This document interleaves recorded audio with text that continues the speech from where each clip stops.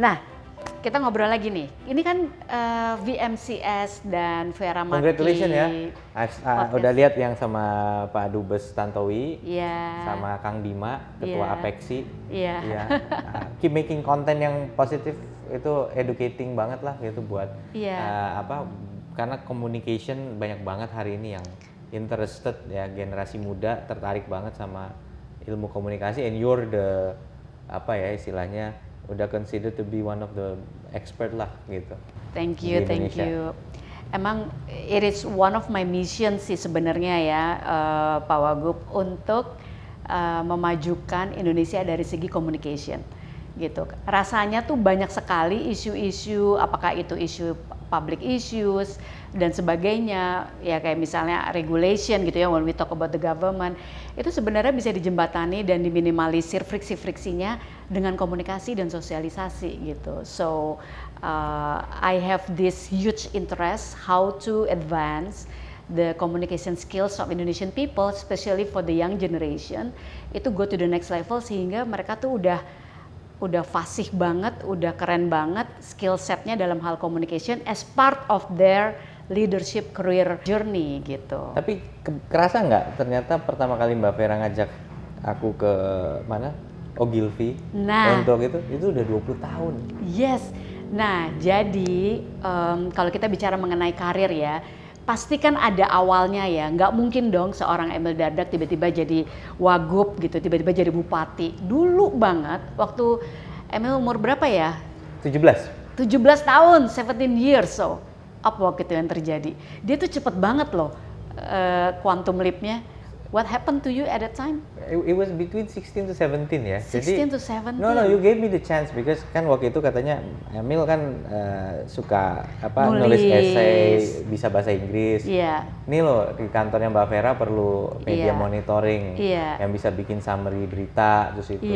Ya udah, tapi itu jadi pengalaman kerja beneran karena dulu tuh ya identik orang kerja tuh di kantor yang bener-bener gedung di Jalan Sudirman di Jakarta.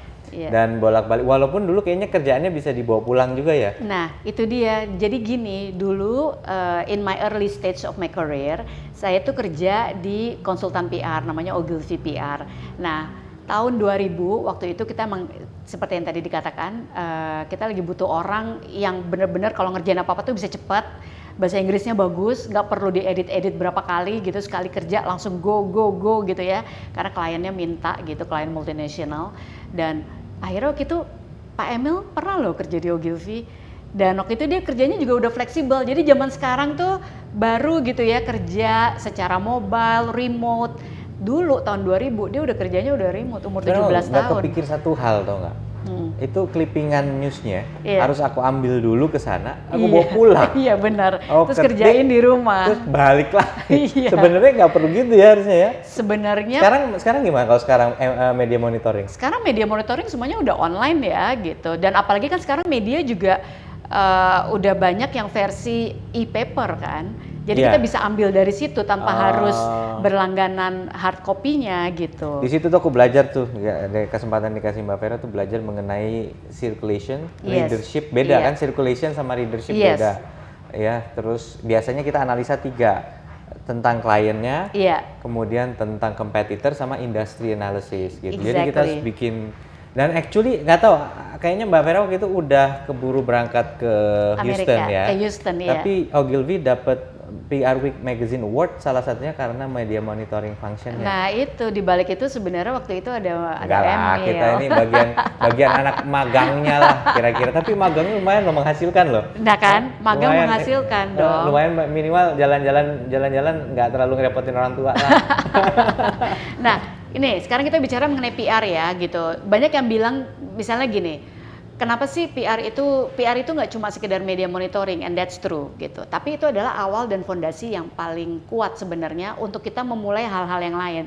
Termasuk kalau kita bicara mengenai strategic communication. Kalau media monitoring yang nggak bagus, nggak tepat, analisanya nggak bagus, dan mungkin strategic communication-nya juga nggak akan bagus gitu kan. Kita nggak boleh nyebut nama sih ya, karena nggak enak ya. Tapi ada satu waktu itu kalau nggak salah yang krisis, apa sih yang tiba-tiba katanya mengandung apa gitu satu produk tertentu, yang kemudian menjadi concern dari orang-orang Islam, and then you had to deal with crisis kan waktu itu kan. Yes. Jadi I also grateful bahwa di my early journey of my career itu udah kedapetan issue and crisis. Karena nggak semua bisa nanganin issue and crisis because of the complexity and the seriousness of the problems gitu ya, menyangkut leader-leader. Jadi emang yang junior-junior tuh kadang-kadang very minimum involvement untuk bisa ikutan ambil bagian untuk menangani krisis. Nah, tapi waktu itu nanganin krisis even until now. Dan padahal Mbak Vera masih kinyis-kinyis lah kasarnya gitu ya, tapi udah langsung turun handle. Soalnya dengerin ceritanya Mbak Vera handling case ini kayaknya udah involved banget gitu udah. Yes, I involved from the very basic involvement sampai yang akhirnya sekarang udah ngerjainnya udah di high level gitu sih. And it takes jam terbang sih. Karena ya tahu sendiri kan ya pasti sebagai wagub juga issue and crisis is like happening every day kan. Bagaimana mengelola gitu kan. Iya, bener. Mengelola, dan itu dibutuhkan wisdom, kedewasaan, dan juga maturity sebenarnya, dan nggak boleh panik gitu. Dan sebagai waktu itu consultant, solusinya nggak bisa diambil sendiri karena yang harus solve the problem tetap kliennya, but you have help them ngelakuin gitu. Jadi apa langkah-langkah rilisnya gimana? Kecepatannya, ketepatannya, gathering all the information from internal stakeholder itu juga butuh seni tersendiri tuh gitu. Karena kan semuanya lagi pada high tense ya gitu. Nah ini yang aku boleh cerita. Jadi waktu itu aku baru balik waktu masih Bupati Trenggalek. Nah ilmunya kepake nih yang diajarin Mbak Vera. Jadi kemudian aku balik ada tiba-tiba berita muncul antraks, sapi antraks. Nah di Trenggalek tuh ada puluhan ribu sapi ya, ternak gitu. Dan bayangin itu tiba-tiba kalau kata satu antraks, orang nggak ada yang berani.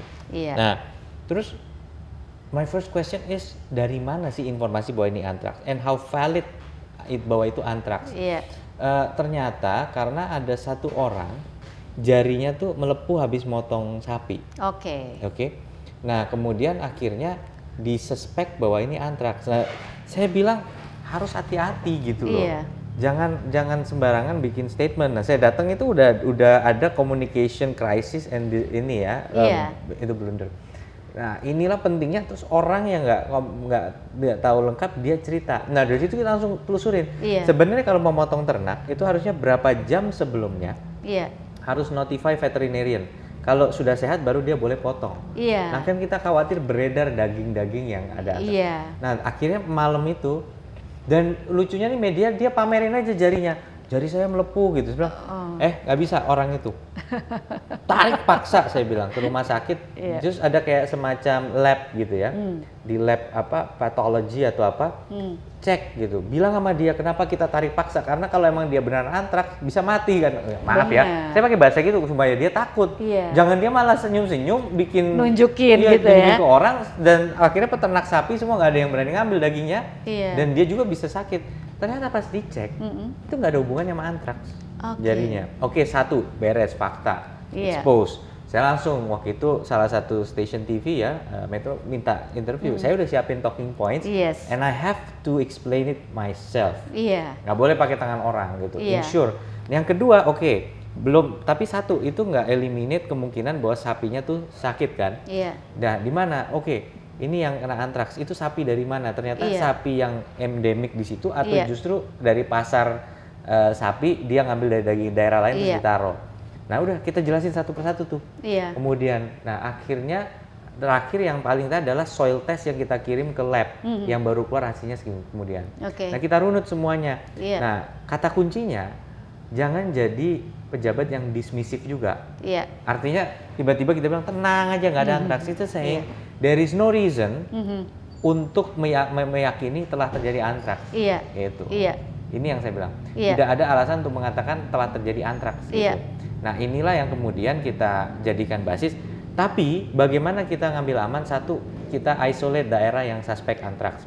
Kedua, kita udah ngirim ini ke lab. Nah Bahkan saya harus kontak sama lab di sana, Iya. make sure rilisnya dia kita juga cocok. Iya. Apa statement resminya dia? Saya kontak. Iya. Nah, ada satu informasi yang nggak valid yang bisa bikin ini mengenai ini sapi dari mana, dipotong dalam keadaan sakit atau enggak. Iya. Kita cocokin. Ternyata lupa, Bapak nulis begini nanti jadi nggak konsisten dan nggak faktual. Betul. Nah, that's the pengalaman kerja pertama di PR yang kepake sebagai seorang kepala daerah. Gitu. Iya, benar. Dan bayangin communication itu menyelamatkan puluhan ribu ternak gitu ya, yang itu penghidupan orang gitu. Iya, iya. Bener banget. Jadi memang kalau misalnya kita bicara mengenai isu and crisis management, emang iya fact finding itu sangat penting. Iya, nggak bisa ngecap, bahaya. Sekali kita asal ngomong salah, wah. Iya, iya. Dan yang kedua, memang seorang pemimpin harus menenangkan, tapi tetap harus sesuai dengan faktanya gitu ya. Nggak boleh bohong lah. Iya, iya, nggak boleh bohong atau kesannya itu tadi ya, maksudnya mengentengkan. Jadi ada yang bilang juga bahwa to simplify that's good gitu, menyederhanakan itu dalam hal jangan sampai ngejelimet juga sampai orang tuh bingung gitu kan, terlalu banyak jargon atau terlalu panjang penjelasannya, berbelit-belit, tapi memang benar sederhana, concise, tanpa menganggap enteng gitu ya. Betul. Nah, apalagi masa COVID, wah nonstop kan interview gitu iya, kan. Iya. Nah, masyarakat frustrasi karena kebijakan tuh kesannya ganti-ganti. Iya. Tapi saya bilang gitu bahwa ganti kebijakan tidak haram karena yang kita lakukan adalah harus benar. Iya. Orang akan bilang, why don't you make sure about it right the first time? Iya. Government nggak punya luxury itu dalam hal COVID karena no one yang ada di dunia ini punya pengalaman ngadepin COVID kecuali umurnya sudah 100 tahun kan gitu. Iya, benar. Jadi artinya bahwa kita harus ngambil langkah demi nyelamatin orang. Iya. Bisa saja langkah itu nggak tepat. Langkah ini kita ambil, tetapi kemudian kita akan sadar, kemarin terlalu ketat, kemarin kurang tepat. Iya. Ya, tetapi minimal kita mengambil langkah yang kita yakini lebih baik daripada diem. Betul. Nah, menjelaskan ke publik, membangun kepercayaan dan endurance mereka untuk bersama-sama itu bukan sesuatu yang mudah kan ini. Bagaimana kita mengajak mereka untuk ikut berjuang dan mengajak mereka untuk menerima fakta bahwa pemerintah pun tidak bisa menjamin 100%, tapi ini best effort yang harus kita ambil bersama-sama. Betul. Ini resiko yang harus kita ambil bersama-sama. Gitu. Betul. Jadi sebenarnya kalau misalnya kita melihat dalam analogi yang kita lihat sehari-hari dari segi bisnis gitu ya, itu kan volatility and uncertainty di pasar gitu kan sebenarnya emang terjadi gitu kan. Misalnya ada krisis tahun 2008, 2018, 1998 gitu kan. Yang sebenarnya itu men-train kita untuk menjadi agile gitu dan adaptif. Jadi kan sekarang adalah skill yang harus dibutuhkan dan karakter yang harus kita punya sekarang itu adalah adaptif gitu. Jangan baper kalau berubah-berubah, ya memang dunianya sekarang juga berubah-berubah dan pandemi ini membuat kita juga harus benar-benar berdamai dan embrace all the changes ya. Iya, jadi suasana hati masyarakat itu kan gampang banget ya, gara-gara COVID gitu. Apalagi kita harus melakukan PPKM. Nah, salah satu yang saya lakukan waktu itu pada saat orang bilang makan berapa menit itu ya, 15 menit. Iya, itu ada tuh ya makan. Maksudnya tuh gini, durasi kita ngelepas masker, ya itu kemudian kita makan, ya durasi kita ngelepas masker dan makan itu maksimal sekian untuk meminimais exposure yang berkepanjangan. Ya, jadi kalau misalnya kemudian kita pakai lagi maskernya, argonya mulai lagi dari ini gitu sebenarnya. Jadi makan jangan lama-lama gitu. Nah, akhirnya saya contohin, gini loh maksudnya. Ada dua hal bahwa 15 menit realistik dan dua, bukan kita dituntut masih mikir makan apa, udah dihitung argonya nggak gitu juga. Itu satu. Kedua, kadang-kadang kita diskusi masalah juga policy. Ada yang bilang untuk warung kecil ukuran itu maksimum berapa orang kan gitu kan, yang outdoor. Nah, saya bilang enggak, sebenarnya kan beda-beda tempat. Di Jakarta kita kenal warteg. Warteg kan udah jelas tuh kapasitasnya, semua standar ukuran kursi dua sini sama sini, udah itu standar banget warteg kan. Artinya maksimumnya kita asumsikan kalau penuh itu misalnya 8, kapasitas dia sepertiga, artinya 2. Tapi kalau ternyata warungnya lebih luas, Iya. masa dibatasin cuma 2 atau 3 orang? Iya. Nah, inilah yang kemudian kami komunikasi karena turun tahu, Pak, kenapa kita cuma tetap 3 ya? Iya. Enggak, sebenarnya rumusnya adalah sepertiga capacity misalnya. Iya. Maka saya ngomong kepada Pak Kapolda misalnya Iya. waktu itu, kepada Pak Pangdam, tanya, Pak, boleh nggak diinterpretasikan gini? Boleh. Iya. Saya tanya ke Kemendagri Iya. gitu yang ngeluarin peraturan. Iya. Jadi itulah dinamika kita dan kita jelasin ke publik. Iya. Apa sih peraturan itu ada basisnya, ada Iya. asumsi dan ada alasan. Iya. Nah, asumsi itu yang paling penting. Namanya Iya. sebuah asumsi itu memang membasiskan kepada sesuatu yang bisa saja tidak 100% precise. Iya. Oke, jadi memang yang dibutuhkan juga adalah kontekstual dan critical thinking ya, makanya harus ada basic knowledge-nya tuh yang benar gitu ya. Betul, jadi kita memang posisi kepala daerah ini posisi generalis ya, Iya. semua diurusin ya, Iya. dari mulai ngurusin KTP, Iya. dari mulai ngurusin kesehatan, Iya. sampai ngurusin masalah-masalah jalan, Iya. masalah UKM, Iya. itu semua ya, Iya. sampai ngurusin masalah limbah. Jadi kita memang kalau orang bilang istilahnya a mile wide Iya. and inch deep. Iya. Ya, you don't really need to be an expert gitu, nggak harus bener-bener wah tiba-tiba kita bisa kayak profesor nerangin, Iya. jangan gitu. Iya. Tapi logika-logika dasar yang dipakai Betul. untuk ngambil keputusan strategis kita harus punya. Iya.